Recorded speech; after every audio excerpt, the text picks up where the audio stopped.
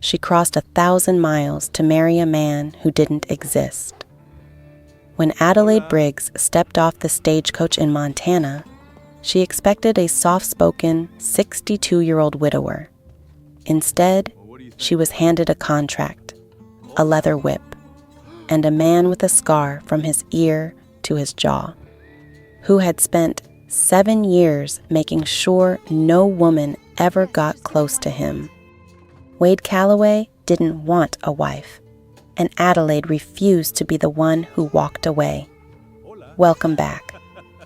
What you are about to hear isn't a love story that started with a kiss. It started with a lie, a frozen ranch, and a woman who forced a broken man to earn his own heart.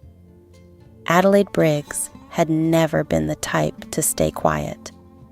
By the time she was 12, she had broken 2 of her father's plow handles and outridden every boy in her county. By 19, she had watched her family's farm go from 200 acres of working wheat to a stack of unpaid bills and a final letter from the bank. Her father's cough was no longer just a winter thing. Her mother's eyes had gone quiet the way eyes do when hope has packed its bags. So when the advertisement appeared in the Kansas City paper, Adelaide read it 3 times before she read it to her parents. The advertisement asked for a wife. Plain words, honest words. A widower in the Montana Territory, 62 years old, with a working ranch and a need for a woman willing to learn the work and keep the books. Adelaide cut her hair that same week. She did not tell her mother why. She packed one trunk, kissed her father on the forehead while he slept, and boarded the westbound stage on a Monday morning in October of 1874. The widower had paid for her ticket in advance, sent through a marriage broker in St. Joseph. His name was Mr. Reuben Ashby. The letter described him as a God-fearing man, steady and well-fixed. Adelaide did not read the letter again on the trip. She had it memorized. By the time the stage rolled into Coldwater County, she had been on the road for 11 days. She had eaten dust and hard biscuits. She had listened to a conductor who snored like a bear with a chest cold. She had practiced her husband's name so many times, it felt almost like her own. The ranch was 2 miles out of town, set against the foot of a pine ridge, with a creek running cold along the north fence. Adelaide had imagined something smaller, something crooked. Instead, she stepped off the wagon onto a clean plank porch, and Reuben Ashby came through the door with his hat in his hand. He was older than his letters had suggested, but his handshake was firm and his smile reached all the way to his eyes. He looked at her for a long moment. Then he said, "You came." Adelaide smiled and said, "I did." "Good," he said. "Then there is someone I want you to meet." He turned toward the barn. A man came around the corner carrying a saddle. He stopped when he saw her. He set the saddle down on the hitching post, slowly, like a man whose hands had stopped listening to him. He was tall. He had a scar. He had eyes like a man who had buried more than one thing he had loved. He was not 62. He was not the one who had written the letter. Adelaide looked at Reuben Ashby. Reuben Ashby looked at the man by the barn. Then he looked back at her, and he said the words that turned her whole journey inside out. "This is Wade Calloway," he said. "He is my foreman, and according to the contract you signed, Miss Briggs, you are his wife." Adelaide opened her mouth, closed it, and opened it again. "You are his wife," she repeated, because her lips had started speaking before her mind had finished catching up. Wade Calloway had not moved. He had not blinked. The wind picked up a strand of Adelaide's hair and blew it across her cheek, and she did not brush it away.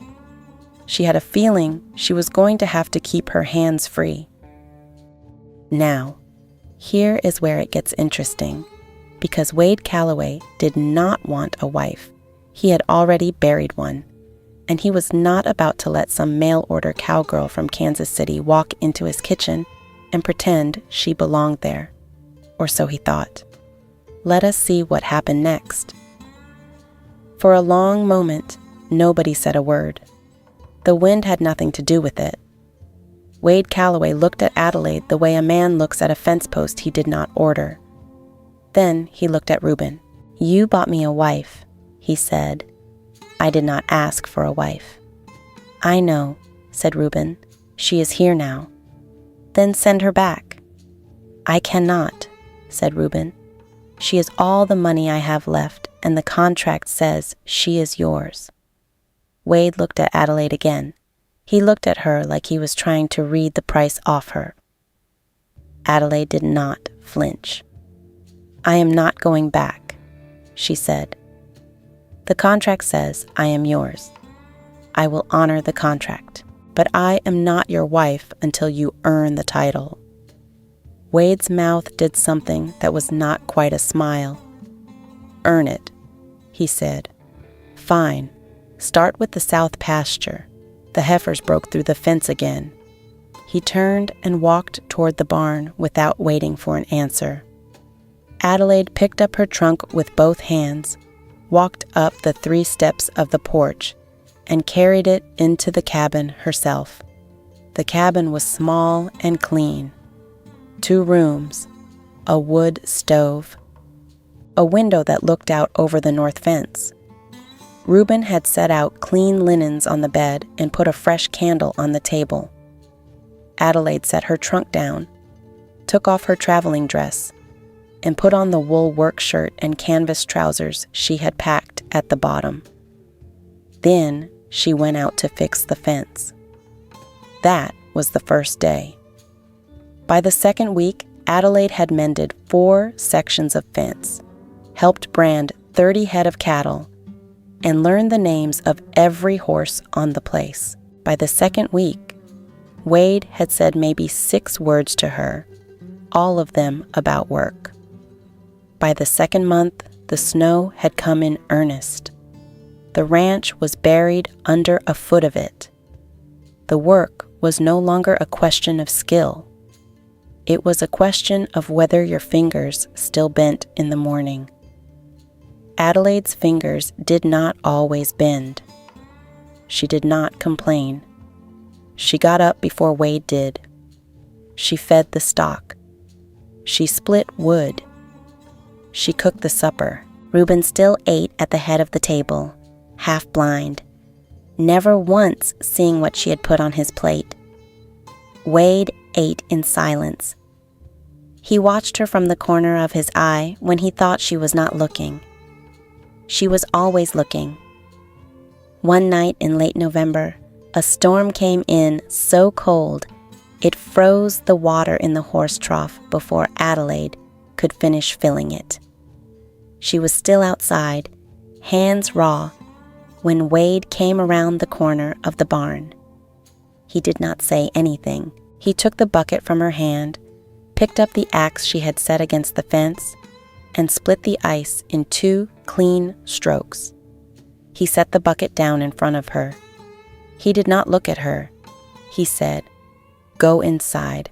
I will finish the rest." Adelaide did not move. "I can finish the rest."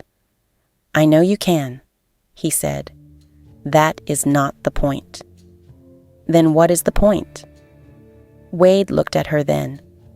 Really looked. Not the way he had looked at her that first day. Not the way he looked at fence posts or contracts. He looked at her the way a man looks at something he is not yet ready to admit is in front of him. "The point is, you do not have to," he said. Adelaide picked up the bucket. Wade did not stop her. They finished the trough in silence. When they went inside, Reuben was already asleep in his chair. Adelaide made coffee.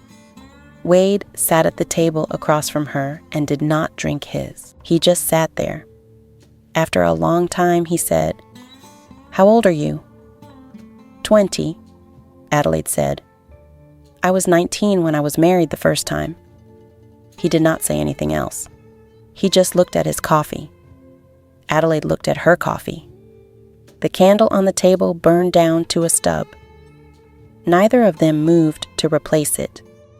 The next morning, Wade was gone before Adelaide woke up. He had left a list of the day's work on the kitchen table, written in a hand so careful it was almost angry. Adelaide looked at the list.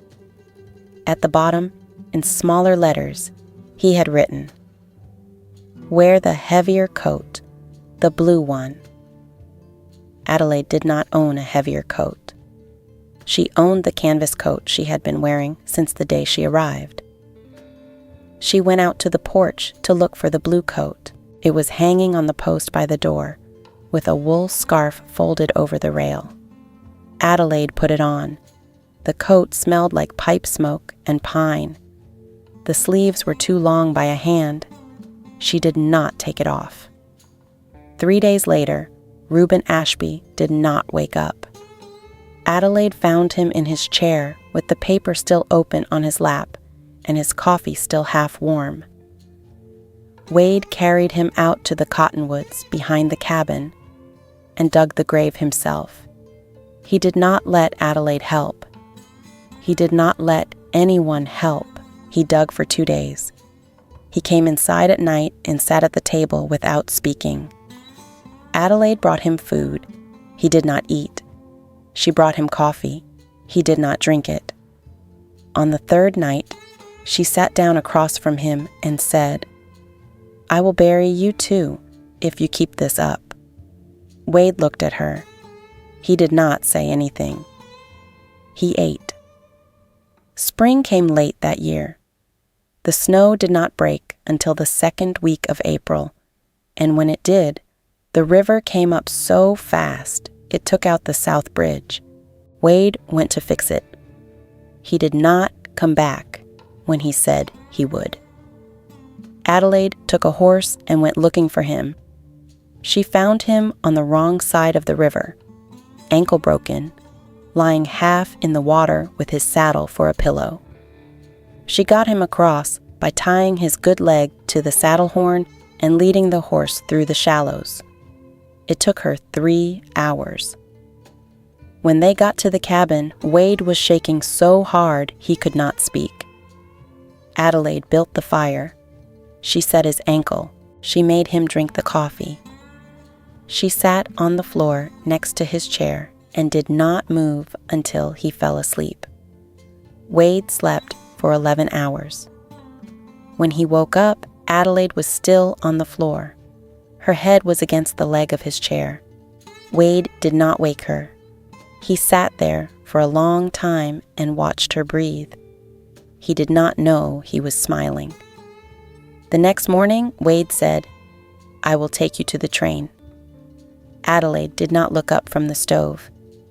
"I know," she said. "I am ready." Wade said, "The contract is over. Reuben is gone. You do not owe this place anything." Adelaide turned around. "I am not leaving because of the contract," she said. Wade said, "Then why are you leaving?" Adelaide said, "I thought you were going to make me." Wade was quiet for a long time. He said, "I was." He said, "And then I figured out I was the one who was not ready to let you go." Adelaide put the spoon down. She said, "Say that again." Wade said, "I am not ready to let you go." Adelaide said, "Good.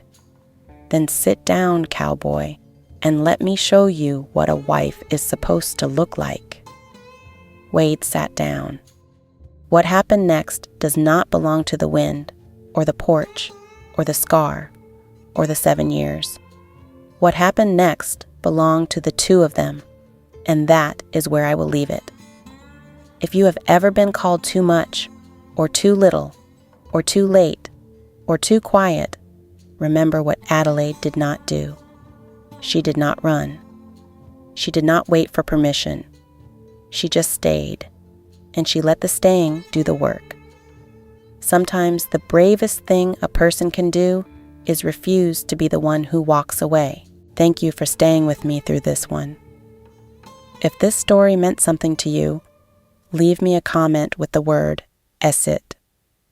I read everyone. Subscribe if you have not.